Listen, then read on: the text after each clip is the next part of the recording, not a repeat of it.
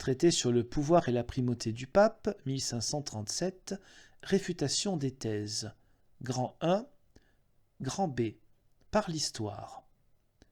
Le synode de Nicée ordonna que l'évêque d'Alexandrie veillât sur les églises d'Orient, et que l'évêque de Rome veillât sur les églises suburbaines, c'est-à-dire celles des provinces romaines d'Occident.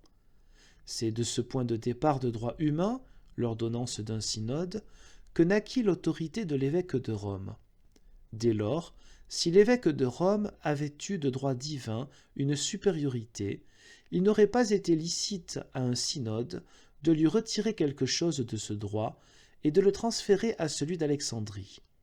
Bien plus, tous les évêques d'Orient auraient dû à perpétuité demander à celui de Rome l'ordination et la confirmation.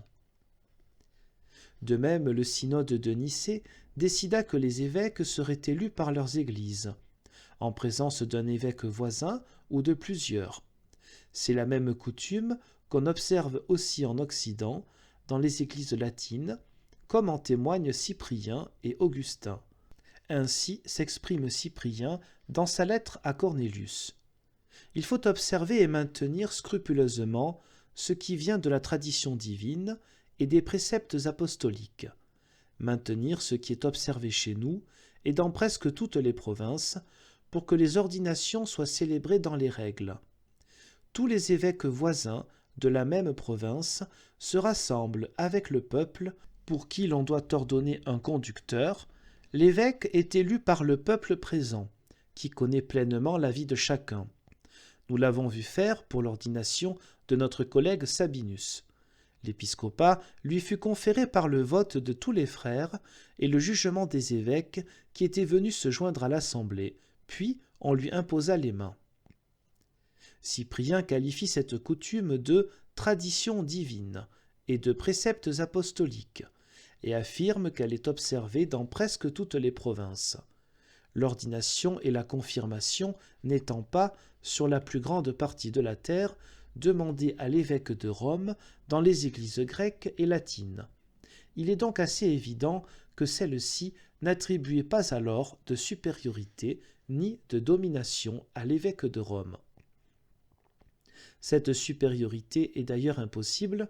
Il est impossible en effet qu'un seul évêque soit l'inspecteur des églises de toute la surface de la terre, ou que les églises situées dans les terres les plus lointaines demandent l'ordination à un seul.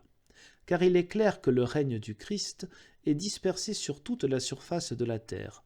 En outre, nombreuses sont les églises d'Orient qui ne demandent pas à l'évêque de Rome l'ordination ou la confirmation. Ainsi donc, cette supériorité étant impossible, et les églises, sur la plus grande partie du globe, ne l'ayant pas reconnue, il est assez évident qu'elle n'a pas été instituée.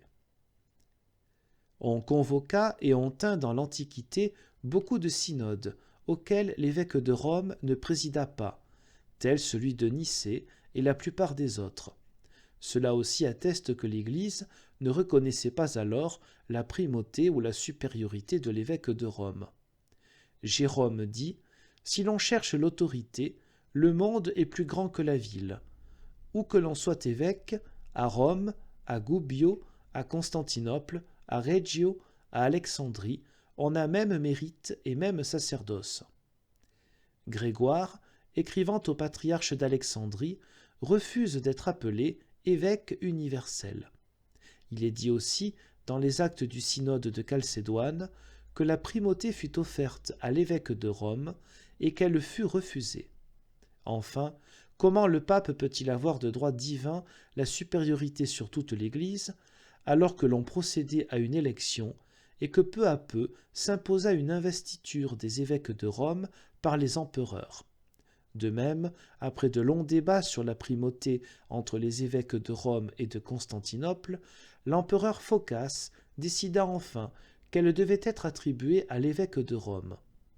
Si l'Église ancienne eût reconnu la primauté de l'évêque de Rome, cette rivalité ne se fut pas produite, et il n'eût pas été besoin d'un décret impérial.